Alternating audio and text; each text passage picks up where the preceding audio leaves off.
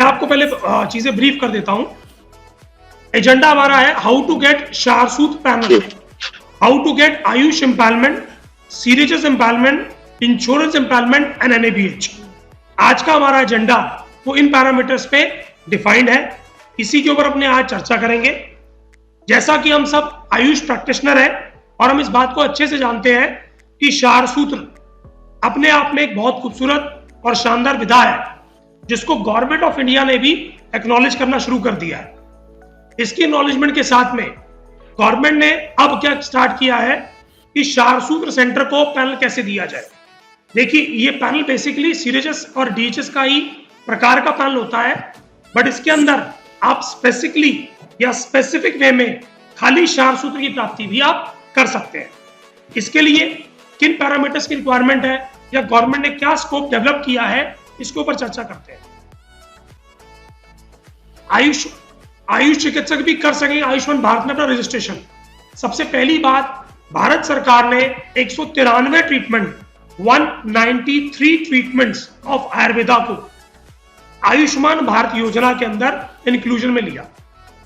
इस इंक्लूजन के तहत अब क्या है कि जितना भी आयुष चिकित्सा होती है, आयुष्मान भारत योजना के बारे में बहुत से लोगों को पता है और बहुत से लोगों को नहीं पता।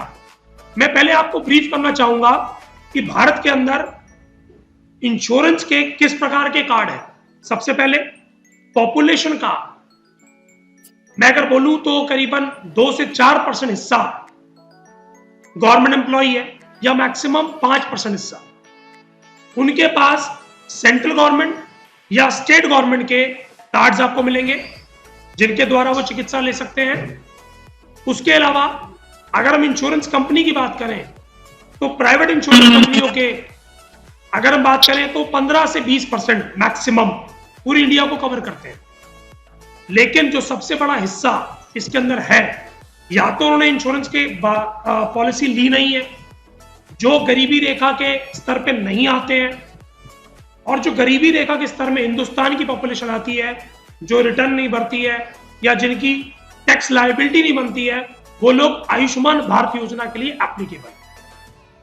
यानी ऐसे लोग जिनको 5 लाख रुपए तक का कार्ड भारत सरकार दे रही है, उस कार्ड के तहत वह लोग 1 साल के अंदर 5 लाख तक का आयुर्वेदिक, एलोपैथिक, होम्योपैथिक, यूनानी कोई भी उपचार करवा सकते हैं।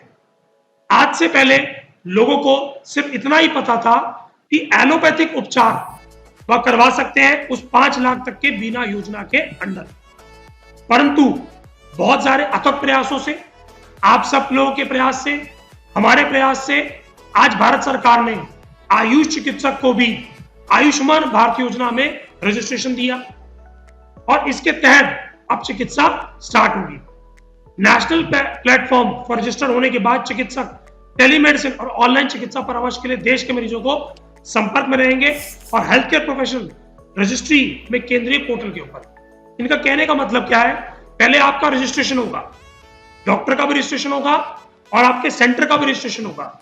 ऑनलाइन कंसल्टेशन आप करेंगे और जिन पेशेंट को हॉस्पिटलाइजेशन की आवश्यकता है, शारसूत्र सर्जरी करने की आवश्यकता है, पंचकर्म की आवश्यकता है, उन सब पेशेंट्स को आप एंटरटेन कर पाएंगे।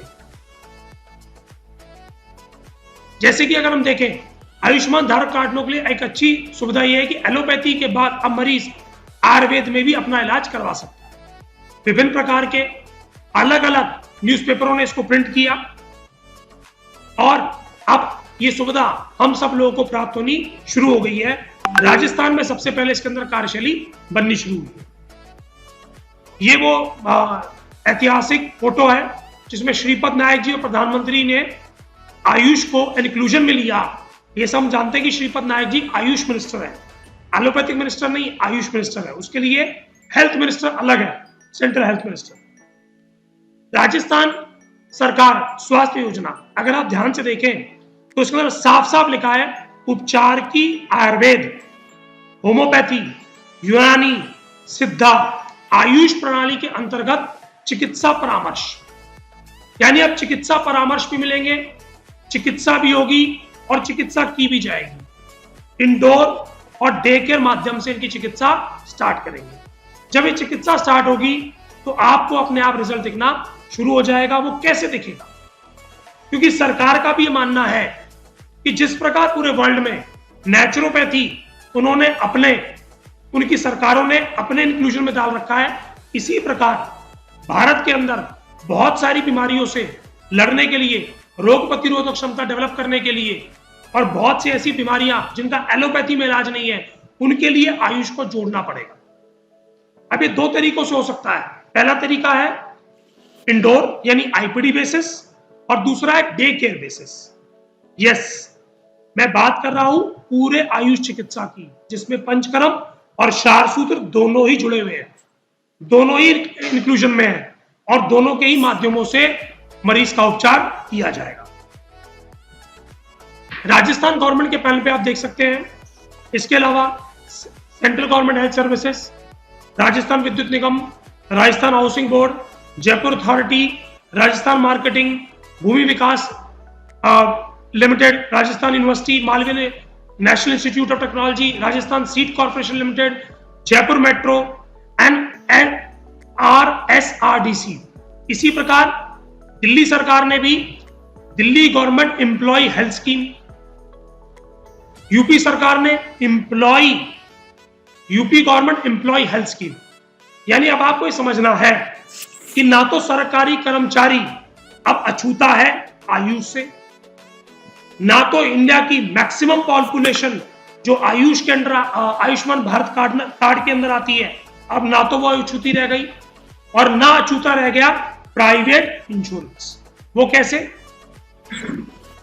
अगर आप देखें, लिस्ट ऑफ इक्विपमेंट हम बाद में बताएंगे आपको। एग्जाम्पल सीजीएचएस के क्लेम्स। आपके सामने एक पेशेंट का क्लेम है, ये वैसे तो पंचकर्म का क्लेम है, लेकिन आपको बताना चाह रहे हैं कि मरीज ने हमसे उपचार कराया। ये बिल 16 दिन का बिल है, डे केयर थेरेपी कराई, मरीज आया, उपचार कराया और अपने घर चला गया। 59,820 रुपीज का इसका बिल था। सिमिलर बिल इनकी धर्मपत्नी का भी था, और उसका टोटल कुछ करीबन 1,17,343 रुपए जनाब को क्रेडिट हो गया। यानी अगर आपको पैनल प्राप्त है तो वर्किंग वाला रीइंबर्समेंट कराएगा और रिटायर्ड वाला कैशलेस सुविधा को अपील करेगा। अगर आप बात करें आज की दिल्ली की, तो दिल्ली एनसीआर में करीबन 35 सेंटरों को ये सुविधा दी गई। ये ट्रायल था, पायलट प्रोजेक्ट था जो भारत सरकार ने चलाया। इस पायलट प्रोजेक्ट के तहत करीबन 35 सेंटरों को डे केयर थेरेपी अलाउड की गई। उस डे केयर थेरेपी में क्या हुआ, मैक्सिमम 3 थेरेपीज पर डे। अगर आप ध्यान से बिल देखें, 2 तारीख का बिल है कुछ 3850 रुपए का, तीसरा बिल है 4170 रुपए का, यानी 3500 रुपए मिनिमम का बिल आप पर डे जनरेट कर सकते हैं एक सेंटर गवर्नमेंट के एम्प्लॉइज। गवर्नमेंट रेट्स, यानी इस रेट के ऊपर आप बिलिंग कर सकते हैं। इसकी रेट लिस्ट वेबसाइट पे अवेलेबल है। मैं फिर से आपको बताता हूं, सेंट्रल गवर्नमेंट का पैनल प्राप्त करने के बाद Delhi government, Rajasthan government, UP government और जितना भी हरियाणा गवर्नमेंट हो, पंजाब गवर्नमेंट हो, हिमाचल गवर्नमेंट हो, ये सब ऑटोमेटिकली इनको फॉलो करते हैं। यानी सेंट्रल गवर्नमेंट ही रूल बनाता है, रेगुलेशन बनाता है, नियम बनाता है, और उनको ही बाकी स्टेट गवर्नमेंट कानून करती है। यानी स्टेट गवर्नमेंट का एम्प्लॉय भी अगर आप लेते हैं तो प्रैक्टिकली मान के चलिए कि दिल्ली एनसीआर में जो ट्रीटमेंट्स हुए वो करीबन 35 सेंटरों के ऊपर, अगर मैं बात करूं किसी पे ज्यादा किसी पे कम, पर टोटल एवरेज 5000 पेशेंट ने विजिट किया पिछले 1 साल। अगर 5000 पेशेंट ने विजिट किया तो अपने आप निकाल सकते हो कि एक क्लिनिक को 20 पेशेंट मिनिमम 20 एग्जैक्टली 18 से 20 पेशेंट एक क्लिनिक को पर मंथ के हिसाब से प्राप्त हो। और अगर आप देखें कि एक पेशेंट का बिल अगर 50,000 का है तो 20 पेशेंट का बिल आप अपना कैलकुलेट कर लेते हैं, वो 10 लाख रुपए तक की इनकम में बैठ गया। मैंने एवरेज निकाल के दिया। कुछ क्लिनिक ऐसे जिन्होंने सीआर्स में काम किया, कुछ क्लिनिक ऐसे जिन्होंने लैक्स में काम किया। अगर 1 साल की एवरेज निकाले तो अभी तक सीएचएस की बिलिंग 50 सीआर पहुंच चुकी है। यानी 50 करोड़ रुपए की बिलिंग, जो मैंने पिछले 1.5 साल पहले अपने क्लाइंट्स को कहा था कि गवर्नमेंट ने 50 करोड़ का बजट दिया है, इस 50 करोड़ के बजट में हम सब लोग चिकित्सा कर पाएंगे, ऐसा ही लोगों ने किया। सफलतापूर्वक चिकित्सा हुई, बहुत अच्छे रिव्यूज आए पेशेंट्स के, और गवर्नमेंट ने बिल पास करने शुरू कर दिए और पेमेंट क्रेडिट इस मंथ के अंत में लगभग सब लोगों तक प्राप्त हो जाएगी। अब देखते हैं दिल्ली गवर्नमेंट कैशलेस पहल में अगर आप देखें तो एलोपैथिक के साथ में कुछ आयुर्वेदिक सेंटर भी हैं। अगर आप 8वें और 9वें नंबर पे देख पा रहे हो तो आप देखिए डेल्को हेल्थ केयर और संध्याशी नीरो पंचकर्मा। उसके अलावा 14 नंबर 15 नंबर देखिए संजीवनी आयुर्वेदा, अमलतास आयुर्वेदा। अगर आप ध्यान से देख पा रहे हो तो देखें इन 5 सेंटर और बापू नेचर केयर, इन 5 सेंटरों को, और एक श्री वत्स आयुर्वेदिक संस्थान भी है 30 नंबर पे, और एक एसके आयुर्वेदा है 27 नंबर पे। तो करीबन 7, 3, 2, 5 और 2, 7 सेंटरों को Delhi government employ health scheme के अंदर आयुर्वेदा में रजिस्ट्रेशन प्राप्त हुआ। इसके तहत अब सेंट्रल गवर्नमेंट और स्टेट गवर्नमेंट के दोनों के एम्प्लॉय आके चिकित्सा ले सकते हैं। अगर आज मेरे साथ आयुष डॉक्टर जुड़े हैं तो इस बात को आपको मानना पड़ेगा कि कोई भी संस्थान या कोई भी अस्पताल की ऑक्यूपेंसी इस बात पे डिपेंड करती है कि उनके पास पैनल कितने हैं। एक 100 बेड का अस्पताल 100 बेड प्राइवेट से नहीं भर सकता, परंतु 70 से 80% ऑक्यूपेंसी खाली उसको पैनल से प्राप्त हो जाती है। जैसा कि हम सब जानते हैं कि एलोपैथी में तो ये था, परंतु आयुर्वेद में ऐसा कुछ नहीं था।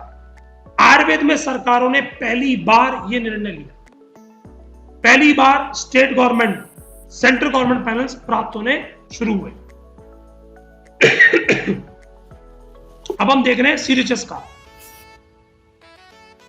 सीजीएचएस में अगर आप ध्यान से देखें तो आपको दिख रहा है डे केयर 12वें नंबर पढ़िए। For the purpose of day care therapy in Ayurveda, yoga, naturopathy hospitals, autonomous hospital funded by central government, state government, hospital manage and run by council, functioning by ministry, national funded, deem, यही होता था। परंतु अब 12 number के अलावा अगर आप देखें तो 11वें नंबर पे these rates are applicable to NABH accredited center। यानी अब ये आपको समझना पड़ेगा और ये मानना भी पड़ेगा कि इससे पहले सीजीएचएस के बिल्स सिर्फ गवर्नमेंट रजिस्टर सेंटर में होते थे, लेकिन पहली बार प्राइवेट पार्टनर्स को इनवाइट किया गया। अगर आप ध्यान से पढ़ें तो उसमें क्लियरली लिखा हुआ है कि वो कौन से सेंटर्स हैं जिनको ये सुविधा मिलेगी, जिनको ये ट्रीटमेंट अब प्राप्त होगा।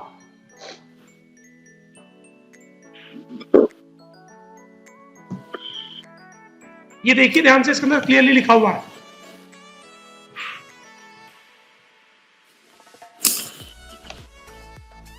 नाउ अब ऑफिस मेमोरेंडम में आयुर्वेदिक ट्रीटमेंट अब प्राइवेट पार्टनर्स को दिया गया।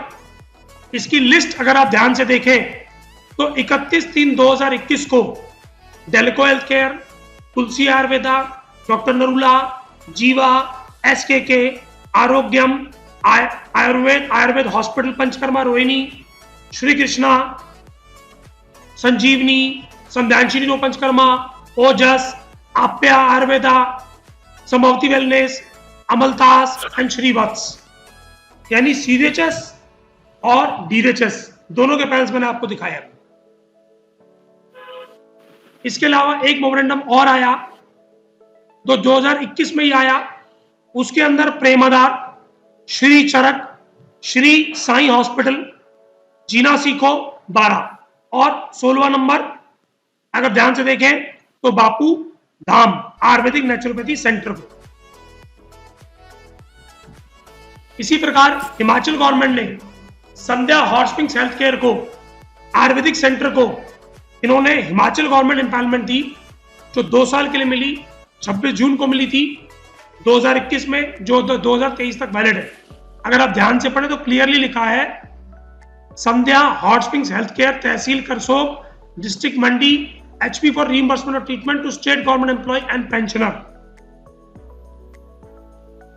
इसके अलावा Delhi pollution control board, Delhi university, GAIL India, Indraprastha GAIL limited, ONGC, Delhi मिन scheme, Delhi transport corporation, food corporation of India, central public works department, public work department, Kendriya Vidyalaya, Delhi Jal board, airport authority of India, Indraprastha gas limited, CAPF, इसके अंदर Assam rifle, border security force, CISF, CRPF, ITBP, NSG, SSB। और ये हमारा अपना कुछ का achievement था, 2 महीने में कितने रेफरल हुए और पर रेफरल हमारा कितना टारगेट अचीव हुआ। इसके अलावा ये स्कीम्स उन क्षेत्रों में वैलिड है जो central government employ health scheme के अंदर आते हैं। अगर आपके पास देखें तो आपके स्क्रीन पे अवेलेबल है कि सेंट्रल गवर्नमेंट में कहां डिस्पेंसरियां अवेलेबल हैं।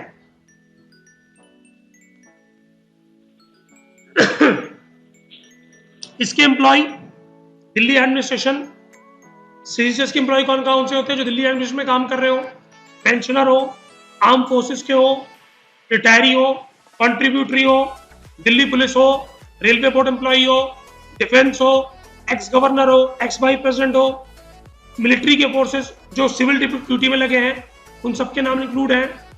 उसके अलावा IAS, paramilitary secretary, member of parliament, x member of parliament, sitting जजेस, केंद्रीय विद्यालय, एम्प्लॉय ऑफ केंद्रीय विद्यालय, इंडस्ट्रियल स्टाफ, उसके अलावा freedom fighters, family member disease extra and pensioner, member of staff, academic journalist, ये सब इसमें इंक्लूड होते हैं।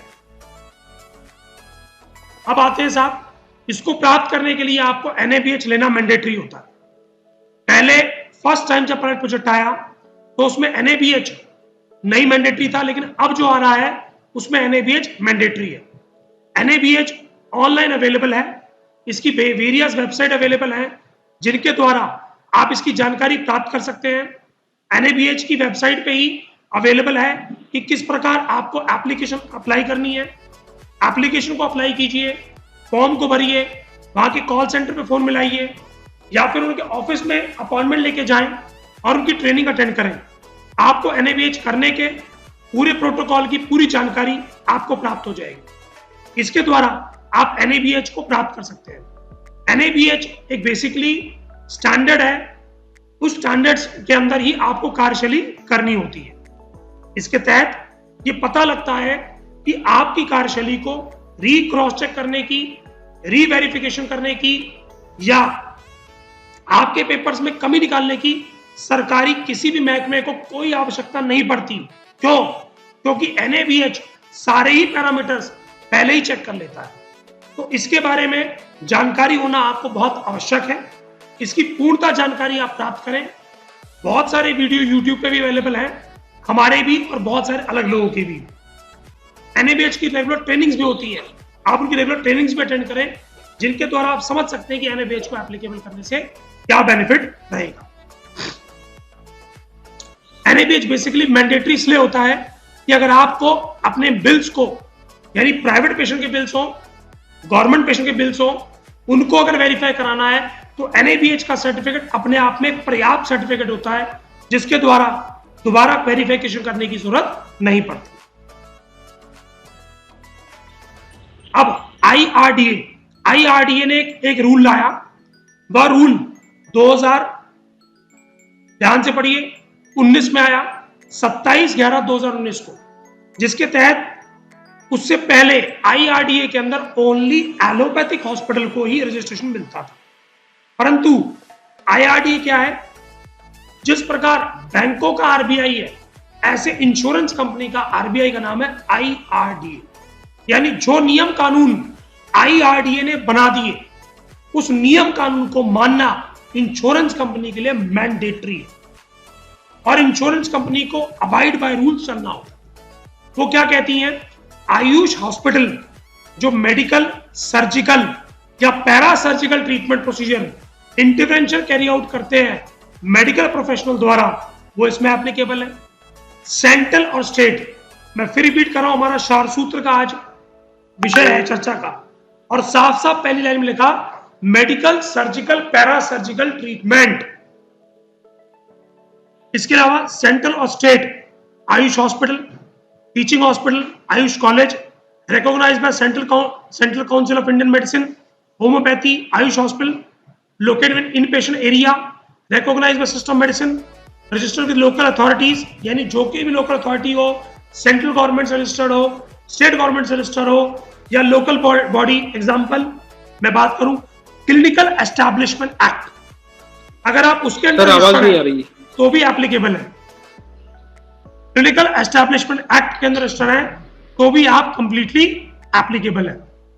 इसके अंदर मिनिमम 5 बेड होने जरूरी है, आईपीडी बेड्स, मेडिकल प्रैक्टिशनर होना चाहिए राउंड द क्लॉक। उसके अलावा आयुष थेरेपी सेक्शंस होने चाहिए, इक्विप थिएटर होना चाहिए, और डेली मेंटेन रिकॉर्ड्स बनाने। इसके अलावा डे केयर सेंटर के भी आप सर्जिकल और पैरा सर्जिकल इंटरवेंशन कर सकते हैं। यस, यानी या तो आप पंचकर्मा सेंटर बनाएं या आप सर्जिकल सेंटर बनाएं, ऑब्जर्वेशन मेथड बनाएं, जहां पर आईपीडी मिनिमम 5 बेड की फैसिलिटी हो और डे केयर फैसिलिटी आपके पास अवेलेबल है पैरा सर्जिकल मेजर करने के लिए, तो भी आप इसके अंदर एप्लीकेबल है।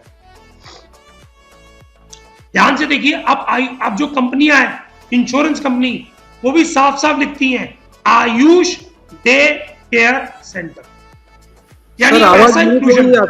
हाँ जी सर, आवाज नहीं आ रही है? आवाज नहीं आ रही उनको? किसी को नहीं आ रही आपकी आवाज? किसी को आवाज नहीं आ रही मेरी? आ रही सर आपकी आवाज। किसको आवाज नहीं आ रही सर? एक बार रेज कीजिए अपना हाथ। आवाज आ रही है, एक बार इनको ये कहिए कि ये अपनी साइड से एक बार चेक करें। सर आप अपनी हो सकता है इनके माइक वगैरह में ये जी विजिबल है। सर आपको पीपीटी कंटिन्यू करें? बिल्कुल कंटिन्यू करें सर जी। तो जैसा कि मैंने भी आपको बताया कि इंश्योरेंस कंपनियों ने भी, अब पहले क्या होता था, पहले सिर्फ एलोपैथी ही इंक्लूजन में आता था। अब क्या है, आयुर्वेदा को भी हर कंपनी को इंक्लूजन में डालना मैंडेटरी हो गया। इसीलिए अगर आप ध्यान से पढ़ें, we will cover reasonable contemporary medical expense include for in patient care treatment under Ayurvedic, Unani, Siddha, homeopathy medicine in AYUSH hospital and AYUSH day care centre. यानी कि अब United India Insurance, private insurance, जितनी भी कंपनियां हैं, वो अपने जिसे कह सकते हैं पॉलिसी के अंदर इंक्लूजन में डाल रही आयुष को। ये उनके हेड ऑफिस है। कुछ क्लेम रेशो है आपके सामने, और मैं कुछ क्लेम्स आपको दिखाता हूं, कुछ साल पहले के हमारे, कुछ करंट के। ये एक सर्जरी का क्लेम था, इनकी शारसूत्र सर्जरी हमने की थी, हमने 29,000 का क्लेम दिया, इनको 27,884 रुपए का क्लेम पास हुआ। इसी प्रकार ये एक पेशेंट पंचकर्मा का था, सर्वाइकल स्पॉन्डिलोसिस का, हमने इनको क्लेम दिया था 1,12,19 रुपए का, क्लेम पास हुआ 96,849, 96,000 रुपए। इसी प्रकार विनीत कपूर जी, इनका हमने शारसूत्र सर्जरी की थी, 24,800 रुपए का भगंदर का केस था, इनका क्लेम पास हुआ। इनके पिताजी हरीश कपूर जी, इनका जो ट्रीटमेंट हुआ था वो भगंदर हाई रेक्टल फिस्टुला था, और उसके बाद ट्रीटमेंट करीबन इनका जो है 6 महीने चला, और इनका 86,000 रुपए का बिल था जो इनको क्रेडिट हुआ। इसके अलावा ये एक रमेश चंद जी हैं, जिनकी चिकित्सा हमारे पास हुई। अगर आप ध्यान से देखें तो ये पंचकर्म की चिकित्सा का बिल है, अभ्यंगम कटी बस्ती बस्ती, और इनका बिल जो हमने प्रेजेंट किया था उसकी वैल्यू आप पढ़ सकते हैं, नेट वैल्यू 59,796 रुपीज का रमेश चंद गुप्ता जी को क्रेडिट हुआ। उसके अलावा ये एक प्रदीप जी हैं, जिनका ध्यान से देखिए ओटी चार्जेस तक मेंशन है, आप पढ़िए, 5,200 रुपए की दवाई, इन्वेस्टिगेशन 2,500 रुपए की, ओटी चार्ज 10,000 रुपए का, सर्जिकल चार्ज 9,000 का, रूम रेंट 10,000 का, और इनको क्रेडिट हो गया, इनका पूरा बिल पास हो गया 46,700 रुपए का। ध्यान से पढ़िए।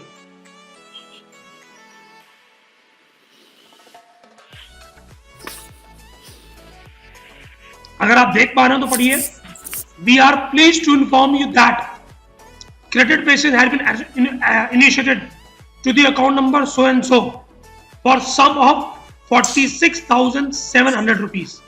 संध्यांशी अस्पताल का मरीज था, प्रदीप इसका नाम था, और बिल की बाइफरकेशन आपके सामने कि किस प्रकार आपको पेमेंट प्राप्त होती है प्राइवेट कंपनियों से।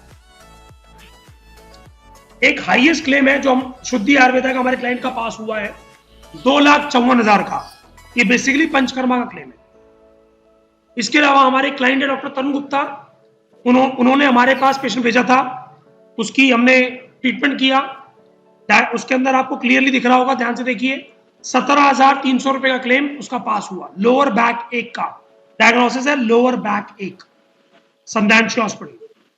12 तारीख अगर देखा जाए तो पेशेंट की पॉलिसी 12/10/20 की थी, 12/10/21 की, और उसमें डेट ऑफ एडमिशन देखिए 9 तारीख को एडमिट हुआ, 10 तारीख को डिस्चार्ज हुआ। 17,000 का बिल था एक दिन का, क्लियर हुआ। एक और देखेंगे आप claim cervical spondylosis and acute cervical attack का, इनका क्लेम भी पास हुआ। कुछ NABH सर्टिफिकेट है, ये हमारे संस्थान का है, ये हमारे कुछ मित्रों का है जिन्होंने आयुर्वेद को आगे बढ़ाया और आयुर्वेद के साथ में काम किया।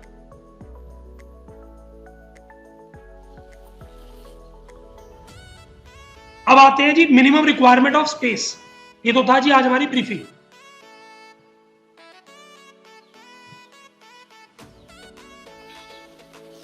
जो मैंने छोड़ दिया था मैं वापस आ रहा हूं, minimum requirement of space and equipment. जी देखिए, आपके पास proctoscope, light source, cable, proctoscope, half cutting proctoscope, ये आपकी इंस्ट्रूमेंटेशन है। आपके पास ओटी लाइट होनी चाहिए, छोटी हो या बड़ी हो, ओटी टेबल हो, नॉर्मल हो या हाइड्रोलिक हो। अगर ईसीजी मशीन है तो बहुत अच्छी बात, पॉटरी मशीन आपको रखनी चाहिए, और बाकी बेसिक सामान। यानी कि मेन आपके लिए OT table, crash card, OT light, ये मैंडेटरी है। बाकी आपको इसके अलावा ऑटोक्लेव की आवश्यकता पड़ेगी, इसके अलावा आपको फ्यूमिगेशन मशीन की आवश्यकता पड़ेगी, जो एक ओटी में आपको अपने पास रखना चाहिए। फ्यूमिगेटर आपको सामने दिख रहा है, और मल्टी पैरा मॉनिटर, ये बहुत जरूरी चीज है। Multi para monitor company mention नहीं है, मल्टी पैरा मॉनिटर होना चाहिए। ओटी आप कैसी भी बनाएं, लेकिन साफ सुथरी और फर्निश हो। बॉल्स, इसके अंदर जो हमारी बैल्स मशीन है, या जैसे हम कह सकते हैं एनेस्थीसिया मशीन, वो मैंडेटरी नहीं है। OT table, OT light, trolley, crash card, ये मैंडेटरी सामान है जो आपकी ओटी में होना चाहिए। आइडियल ओटी अगर आप देखें तो ऐसी बन जाएगी, आपकी टेबल रहेगी, सपोर्ट रहेगा। हाँ, एनेस्थीसिया आपके पास मशीन रहे या ना रहे, वो मैंडेट नहीं है। ये बेसिक ओटी स्ट्रक्चर है। मैंने 3 वैरायटी दिखाई आपको ओटी की। एक है बहुत हाई बढ़िया बनाए आप, एक नॉर्मल, और एक सिंपल ओटी। ये भी एप्लीकेबल है आपको पैनल प्राप्त करने के लिए, ठीक है जी।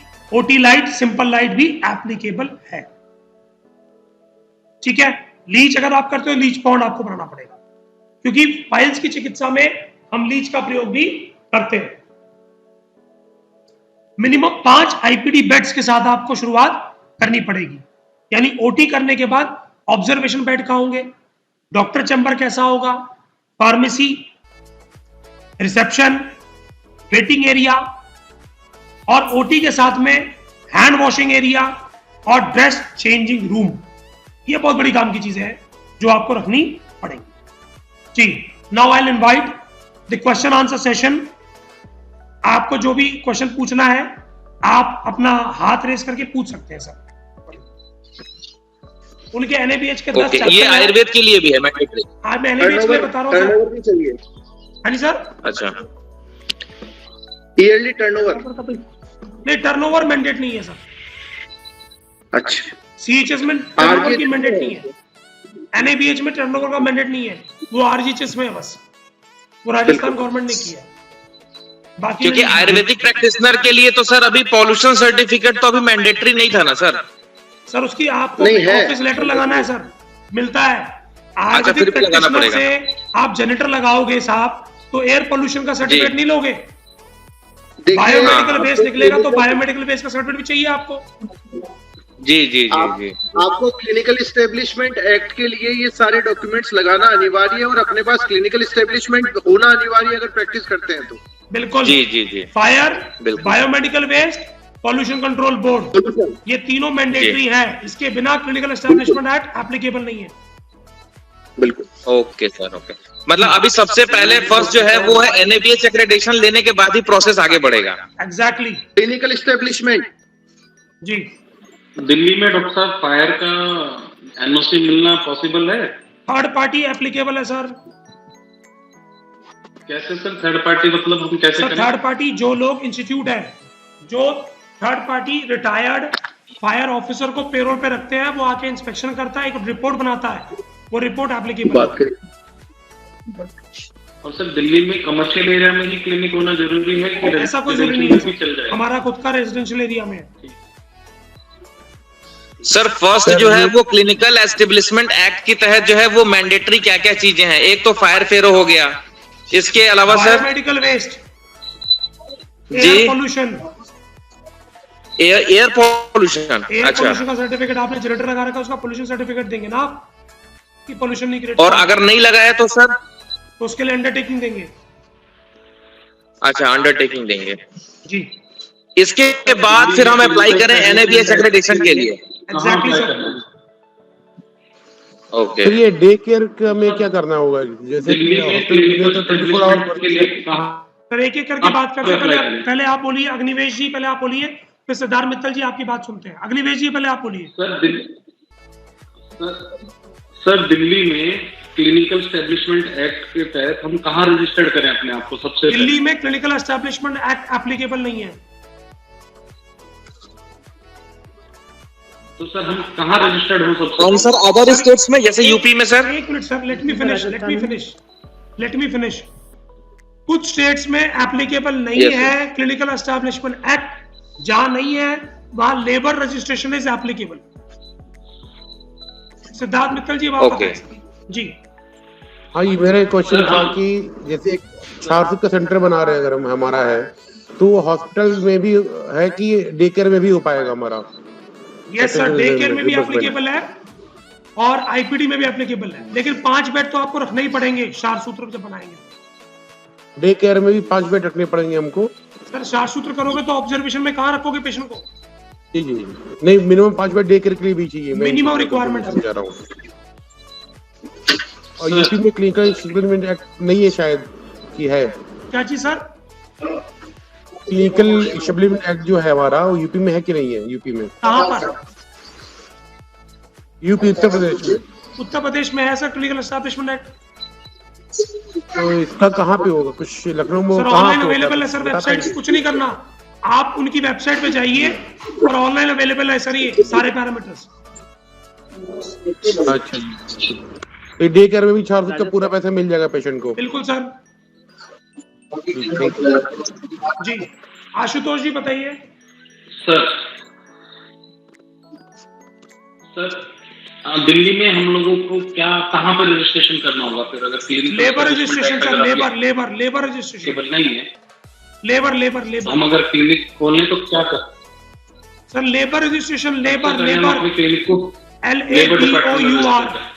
LABOUR लेबर रजिस्ट्रेशन एप्लीकेबल है। Okay sir. सीताराम गुप्ता जी पूछिए। सीताराम गुप्ता जी। हाँ सर जी। सर मैं कहना चाह रहा था कि जिस पंचकर्मा प्लस छाड़ सूत्र के लिए दोनों के लिए अलग अलग से 5 बेड है, 5 बेड से दोनों का काम हो सकता है? नहीं सर देखो, पंचकर्मा अगर आप कर रहे हो तो पंचकर्मा के थिएटर्स आपको बनाने पड़ेंगे, मेल अलग, फीमेल अलग, स्टीम चैम्बर अलग। बेड वही चल जाएंगे। बिल्कुल। मैं एक सलाह देता हूँ, 10 बेड का अस्पताल बनाइए। नहीं तो उसमें सर सुनिए, 10 बेड का या 5 बेड का अस्पताल बनाइए, बेड्स दोनों में अकाउंटेबल आ जाते हैं, उसमें कोई दिक्कत नहीं है। अगर आपने 5 बेड का भी बनाया हाँ वही तो पूछना पंचकर्मा कुछ और शारसूत्र दोनों कर सकते हो।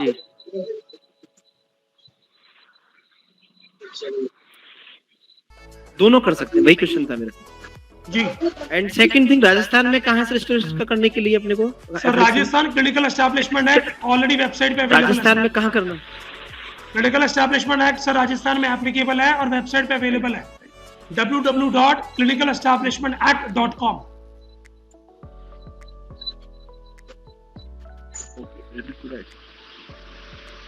Thank you. जी सर। सर अभी हम अगर हॉस्पिटल रजिस्ट्रेशन कर लेते हैं तो उसमें हमें ओटी रजिस्टर करने की कोई आवश्यकता नहीं, ओटी सेल्फ रजिस्टर्ड हो गई अगर हम हॉस्पिटल रजिस्टर कर लेते हैं। हाँ जी सर, आयुर्वेदा के अंदर अलग से रजिस्ट्रेशन कराने की कोई जरूरत नहीं होती। अच्छा, तो सर एनेस्थेटिस्ट आके हमारी उस ओटी में एनेस्थीसिया देता है सर? सर बिल्कुल, आप एनेस्थेटिस्ट को ऑन पेरोल पे भी रखोगे या विजिटिंग बेड पे रखोगे, आपको एक लेटर अंडरटेकिंग लेना पड़ेगा रख सकते हैं। कि एनेस्थेटिक आएगा और एनेस्थीसिया देगा। एप्लीकेबल है सर। एप्लीकेबल, ओके जी सर इसके लिए क्या सीएमओ रजिस्ट्रेशन मैंडेटरी है? अगर जैसे अपन डीओ के यहाँ कराते हैं तो क्या वो होगा? सर, नहीं। डीओ के आप एलोपैथी में कराते हो सर, हम आयुर्वेदा की बात कर रहे हैं। नहीं, डीओ के यहाँ आयुर्वेद में कराते हैं सर, आयुर्वेद में होता है ना सर? आप क्लिनिकल एस्टैब्लिशमेंट एक्ट में करा रहे हो तो आपको कुछ करने की जरूरत नहीं है, नो नीड, वो सेंट्रल रजिस्टर्ड है। Okay okay okay sir, okay जी ठीक है। अगर फर्दर कोई हेल्प चाहिए तो सर आपका कोई नंबर मिलेगा क्या? जिस नंबर से आपने रजिस्ट्रेशन किया है, सूरज जी का नंबर, आप पूरी जानकारी उनसे जी। प्राप्त कर सकते हैं। Okay sir. रिकॉर्डिंग और सर इसकी लिंक मिल जाएगी ना, ये मतलब ये वीडियो जो अभी वेबिनार हुआ है इसका? बिल्कुल, इसकी लिंक आपको प्राप्त हो जाएगी सर। ओके रिकॉर्डिंग का हो जाए सर, बेटर रहेगा सबके लिए। हाँ जी, एक क्वेश्चन है मेरा पूछिए। जी, कि जैसे यूपी के अंदर एक छूट मिली हुई है 2015 एक्ट के तहत कि आयुर्वेद की कोई डॉक्टर एलोपैथ की मेडिसिन यूज कर सकते हैं, तो इस पर रजिस्ट्रेशन हम कराएंगे अपना, तो क्या हम एलोपैथ की दवा कुछ लिख सकते हैं इस एक्ट के लिए जो हमको छूट है? सर, आपको अपना एक्ट का पेपर लाके दिखाना पड़ेगा, आपको कितनी परमिशन है। ठीक है, उस परमिशन की दवाइयाँ जो लिख सकते हैं? सर, जो दवाइयाँ आप दिखाना चाह रहे हो उसके लिए एक्ट दिखाना पड़ेगा, एक्ट की ठीक कॉपी। ठीक। और आयुर्वेद की दवाइयाँ जो लिखी जाएंगी हमको, जो आयुर्वेद की ट्रीटमेंट जो हम करेंगे उसमें दवाइयाँ जो लिखी जाएंगी, वो क्लासिकली मैंडेटरी है कि पेटेंट की दवा लिख सकते हैं हम लोग? सर, क्लासिकल लिखो, पेटेंट लिखो, कुछ भी लिखो, पेटेंट दवाइयाँ भी चल जाएंगी उसमें ना? एप्लीकेबल है सिद्धार्थ मित्तल साहब। Okay, thank you. सर, छार सूत्र के लिए जब हम करते हैं तो उस समय कुछ एलोपैथिक इमरजेंसी मेडिसिन काम लेते हैं, तो वो क्या रिप्लेसमेंट में है? जब आप एनेस्थेटिस्ट को दिखाओगे गवर्नमेंट पेपर्स के ऊपर, तो इमरजेंसी मेडिसिन उसके पाले में चलेगी ना। अच्छा, समझे सर आप? सर, अगर आपको क्षार सूत्र करना है तो एनेस्थेटिक ऑन पेपर आपको दिखाना पड़ेगा। जी ठीक है। और एनएससी से नहीं दिखाते ऑन पेपर और डायलोकिन से करते हैं, तो क्या करेंगे? सर, आपको दिखाना पड़ेगा ज़ैलोकेन। अगर आपके स्टेट के लॉ में आपको एप्लीकेबल है तो ओके, अगर स्टेट के लॉ में एप्लीकेबल नहीं है तो आपको अलाउड नहीं है। आपको सर, हरियाणा में तो अलाउ है ना? You are applicable to apply thread, you are not applicable to apply sedations. तो आपको एनेस्थेटिक ऑन पेपर दिखाना सर, पड़ेगा। ये हरियाणा का बताइए जरा, हरियाणा में लोकल एनेस्थीसिया दे सकते हैं खुद? नहीं सर, सर्जिकल इंटरवेंशन आप कहीं भी बट नहीं कर सर, सकते पूरी जो इंडिया हमारा में। अभी पीछे सर, मैं आपको सर, जो हमारा पीछे लॉ आया था उसमें यही था कि BMS doctor. Rohit Sharma ji, act की कॉपी लाइए, उसमें सब कुछ लिखा हाँ होगा। जी, हाँ जी। अगर एक्ट में लिखा है तो एप्लीकेबल है, किसी के बोलने पे मत जाइए। राजस्थान या हरियाणा सरकार ने जो नहीं, एक्ट वो बनाया एक्ट में है सर लिखा हुआ। एक्ट की कॉपी दिखा दीजिए, फिर एप्लीकेबल हो जाएगा। ठीक है जी। एनएबीएच का असेसर जब आपके पास आएगा वो आपसे एक्ट की कॉपी मांगेगा, एक्ट की कॉपी आपको प्रेजेंट करनी होगी, ठीक है, अब एप्लीकेबल हो जाएगा। ठीक है सर। और सर, एक क्वेश्चन और है, हमारे पास ईसीएचएस वाले पेशेंट रहते हैं काफी क्षार सूत्रा के लिए। ईसीएचएस ने स्टार्ट नहीं किया। ओके। ईसीएचएस ने अभी 37 कंटोनमेंट एरिया के अंदर, इंडिया के अंदर आयुष हॉस्पिटल ओपन की है, इसके बाद पॉलीक्लिनिक्स में डॉक्टर्स अपॉइंट होंगे, उसके बाद ही इम्पैनलमेंट्स होंगी। आपको रेफरल कौन देगा? आपको रेफरल देगा जो उसकी आपके ही एग्जाम्पल पीएमएस को रेफरल पीएमएस दे सकता है, एलोपैथी वाला आपको रेफर नहीं कर सकता। इसके लिए आपकी पॉलीक्लिनिक में जो आपके नजदीक है उसके अंदर उस डिस्पेंसरी में आयुर्वेदिक डॉक्टर होना मैंडेटरी है।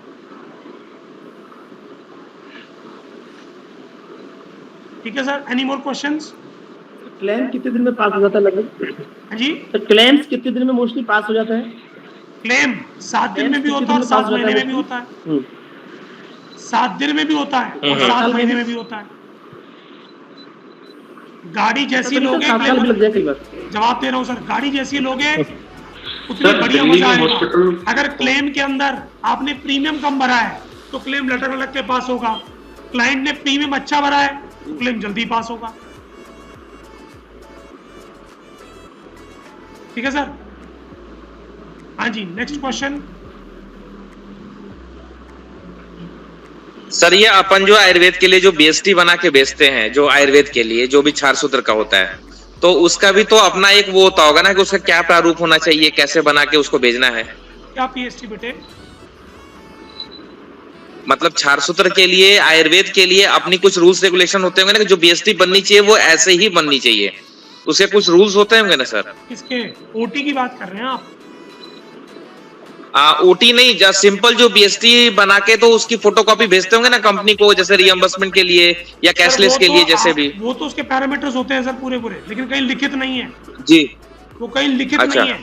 Procedure notes, progress note, vital charting, ठीक है जी, ये आपको लिखना पड़ेगा। नहीं, जैसे सर ने अभी बोला ना कि कितना, हाँ, जैसे कितना टाइम लगता है, तो बीएसटी आपकी जितनी अच्छी होगी क्लेम उतना ही अच्छा पास होगा, ऐसा मेरा सोचना है। वो आपकी बात सही है सर, वो तो आपने सही कहा। अगर आपके पेपर में कुछ लिखा ही नहीं होगा तो आपका क्लेम तो वैसे भी पास नहीं होगा, ना 7 महीने में ना 7 साल में। डेफिनेटली लिखना तो आपको पड़ेगा। बिल्कुल बिल्कुल। डायग्नोसिस क्या था, ट्रीटमेंट क्या था, ट्रीटमेंट गिवन क्या है, आउटकम क्या है उसका, पेशेंट के वाइटल्स क्या थे, पेशेंट के पैरामीटर्स क्या थे, सपोर्टिव इन्वेस्टिगेशंस क्या थी, वो तो सब आपको बनाना पड़ेगा जी। एलोपैथी में जो भी ऑपरेट होता है उसका वीडियो बना के भेजना पड़ता है, तो आयुर्वेद में भी 4 सूत्र का वीडियो बना के भेजना होगा। आईपीडी में भर्ती करने का वीडियो होता है, सर्जरी का वीडियो नहीं चाहिए होता। ओके, खुदा मार्ट की सर्जरी का वीडियो को बना नहीं सकता जी जी। ठीक है। और डे केयर में है तो फिर कुछ भी भेजने की जरूरत नहीं सर? क्यों? क्लेम कैसे पास होगा? मतलब डे केयर में भी पेशेंट को दिखाना पड़ेगा कि वो एडमिट हुआ है, ऐसा? सर डे केयर मतलब क्या हुआ? डे केयर एडमिशन है वो, ओपीडी नहीं है कि आया दवाई लिया चला गया। सर मैं डिस्कनेक्ट हो गया था, मैंने अच्छा सर एक क्वेश्चन किया था मैंने, मैं डिस्कनेक्ट हो गया था। पूछिए। टीम अगर कोई रजिस्टर्ड करता है तो उसके लिए डॉक्टर्स की कितनी टीम रिक्वायर्ड है? क्या सिंगल एक बीएमएस डॉक्टर 5 बेड का हॉस्पिटल रजिस्टर्ड कर सकता है? Absolutely, absolutely. और सर अगर पंचकर्मा सेंटर खोलना है तो पंचकर्मा एमडी होना चाहिए, और सर्जरी करना है तो एमएस होना चाहिए। देखिए, 4 सूत्र करने के लिए आपके पास एडिशनल क्वालिफिकेशन होनी चाहिए। आपके पास कोई ना कोई post graduate diploma in 4 Sutra minimum 1 साल का होना चाहिए। पंचकर्म करने के लिए प्लेन बीएमएस एप्लीकेबल है, यानी आपके पास कोई भी 1 साल का डिप्लोमा, कोई ट्रेनिंग नहीं, 1 साल का डिप्लोमा चाहिए 4 सूत्र करने के लिए। ठीक है सर? सर अगर कोई एमडी एनाटॉमी है तो क्या वो कर सकता है क्या? सर वो एनाटॉमी के काम तो कर सकता है, सर्जरी के काम नहीं कर सकता। अच्छा, तो मतलब मिनिमम डिप्लोमा लेना ही पड़ेगा सर, क्योंकि आप फील्ड कौन सी 1 साल का? आप एनाटॉमी का क्लेम थोड़ी पास करा रहे हो, आप सर्जरी का क्लेम पास करा रहे हो। अच्छा, ठीक है सर। पंचकर्मा के लिए तो ओनली बीएमएस चल जाएगा ना? हाँ, पंचकर्मा के लिए ओनली बीएमएस एप्लीकेबल है। सर आपने कहा कि 1 ईयर का डिप्लोमा चाहिए, बट यहाँ 1 ईयर का तो बड़ी दूर की बात है। ज्यादातर डॉक्टर्स 1 मंथ या 3 मंथ्स का ही डिप्लोमा करते हैं 4 सूत्र का। सर वो आपका काम है, इंडिया में बहुत जगह मिलता है, ढूंढो। हाँ। NABH को कोई मतलब नहीं है, उनको मतलब है भाई साहब सर्टिफिकेट दिखाओ, और जिसकी ओरिजिनल वेरिफिकेशन हो सके, सर्टिफिकेट वेरीफाइड होना चाहिए। एनी गवर्नमेंट और any government approve centre, any autonomous body which is registered with government applicable.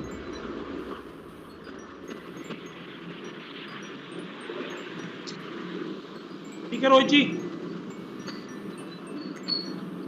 Diploma sir आप भी अपना नंबर ग्रुप में शेयर कर दीजिए प्लीज। हाँ जी सर, हाँ जी सर। मैंने कहा डिप्लोमा इन एडवांस चार सूत्रा का सर्टिफिकेट या डिप्लोमा इन चार सूत्रा का नहीं सर, मैं सर्टिफिकेट तो आपको चाहिए। सर अगर किसी को चाहिए तो आप कहाँ सजेस्ट करेंगे सर? MS का है लेकिन सर गूगल पे सब मिलता है, आप ढूंढे, मैं किसी को सजेस्ट नहीं करता सर। अरे प्लीज बता दीजिए सर, सर आप ओपन जानते हैं प्लेटफॉर्म कहीं पे ना सब कहीं। बातें नहीं कर सकता sir, sorry, I am not allowed. उसके लिए आपको हेल्प चाहिए होगा हमारे assistant. information given by you. जी जी जी ठीक है sir. I am very thankful to you. You have given very nice information. Really thanks. Thank you sir, thanks for your patience. फिर भी स्टिल कोई डाउट हो तो आप हमारे सूरज जी से संपर्क करें। हमारी वेबसाइट है www.sandhyahealthmania.com। अपने स्टाफ को CPR की ट्रेनिंग कराएं, अपने स्टाफ को बायोमेडिकल वेस्ट की ट्रेनिंग कराएं। इसके लिए YouTube हमारा चैनल है संध्या हेल्थ मेनिया, उस पर वीडियोस अवेलेबल है। आपका आधा NABH का सामान हमारे YouTube चैनल पे अवेलेबल है, उनको देख के आप पेपर्स भी बना सकते हो। और उसमें फाइल कैसे बनानी है, अभी आपने पूछा था, तो फाइलें कैसे बनानी है इसके ऊपर भी मेरी ट्रेनिंग्स अवेलेबल है। आपकी इंश्योरेंस क्लेम की फाइलें कैसे पास होंगी, उसके लिए आपको फ्री में आप आराम से सीख सकते हैं। मेरी YouTube के ऊपर वीडियोस अवेलेबल हैं जहां से आप समझ सकते हैं कि किस प्रकार हमारे क्लेम पास होंगे। YouTube पे अवेलेबल है sir, Sandhya health mania. YouTube channel का नाम क्या है sir? Sandhya health mania, Sandhya health mania, mania, okay, MENIA। हाँ जी, MENIA। आप सर्च डालें, उसमें ट्रेनिंग्स भी हैं, स्टाफ को ट्रेन कैसे करें, NABH कैसे कराएं, ऑडिट कैसे करें, फाइलें कैसे बनाएं, ये सब कुछ अवेलेबल है। NABH में लगभग कितना टाइम लग जाता है मोस्टली सर? सर आपके ऊपर एक सारी महीने में ले लो formalities complete या हो एक साल में ले लो, जितने जल्दी आप NABH के पैरामीटर्स पूरे करोगे उतनी जल्दी मिल जाएगा। जी सर, राइट। ठीक है सर, संध्या हेल्थ मेनिया के YouTube चैनल को सब्सक्राइब करें थैंक यू। और संध्या हेल्थ मेनिया की वेबसाइट विजिट करें सर। फिर भी कोई डाउट है तो सूरज जी से संपर्क करें। धन्यवाद, नमस्कार।